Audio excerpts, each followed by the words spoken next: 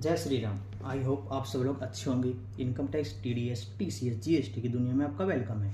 मेरा जो next article है वो रहेगा related to the 27 EQ, date is TCS return.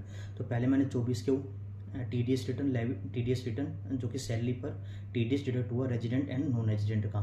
उसके बाद 26 कवर किया, टीडीएस डिडक्ट हुआ रेजिडेंट का on other than salary.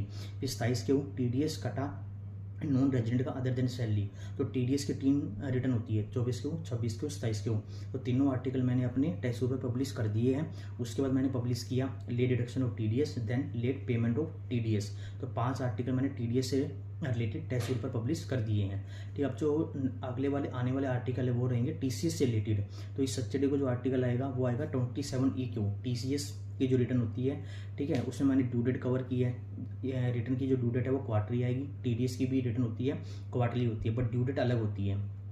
TDS में क्या होता है कि जैसे फर्स्ट क्वार्टर की ड्यू डेट होती है 31 जुलाई, बट टीसीएस में क्या हो जाएगी 15 जुलाई। तो ड्यू डेट मैंने कवर की है। पेमेंट दोनों में सेम होती है, मंथली जाएगी। अगले महीने की 7 तारीख तक आपको डिपॉजिट करना होगा। उसमें मैंने कवर किया कि इंटरेस्ट अपने जो टीसीएस है लेट कलेक्ट किया या लेट पेमेंट किया तो उसमें आपको कितना ब्याज देना पड़ेगा। तो due date of return, due date of challan हो गई। टीसीएस लेट कलेक्ट किया, टीसीएस लेट पे किया, उसमें मतलब टीडीएस डिडक्ट किया, इसमें मतलब टीसीएस कलेक्ट किया, क्योंकि इसमें आप एक्स्ट्रा पैसे रिसिप्टेंट से कलेक्ट करते हो। तो टीसीएस कलेक्ट करती हैं, टीडीएस डिडक्ट करती हैं।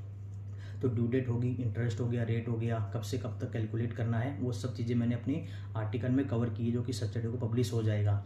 उसके बाद रहेगा इंटरेस्ट की कैलकुलेशन कैसे होगी कि टीसीएस लेट कलेक्ट किया, टीसीएस लेट पे किया। तो टीसीएस रिलेटेड 3 आर्टिकल आएंगे और टीडीएस के मैंने 5 आर्टिकल पब्लिश कर दिए गए हैं। तो टोटल अपने हो जाएंगे 8 आर्टिकल। जो टीडीएस रिटर्न होगी, टीसीएस रिटर्न होगी, इंटरेस्ट टाइम पे डिडक्ट कलेक्ट नहीं किया, टाइम पर पे नहीं किया तो कैसे कैलकुलेशन होगी। तो ये सब आर्टिकल मैंने कवर कर लिए गए हैं। उसके बाद अपने टॉपिक रहेंगे जीएसटी से रिलेटेड।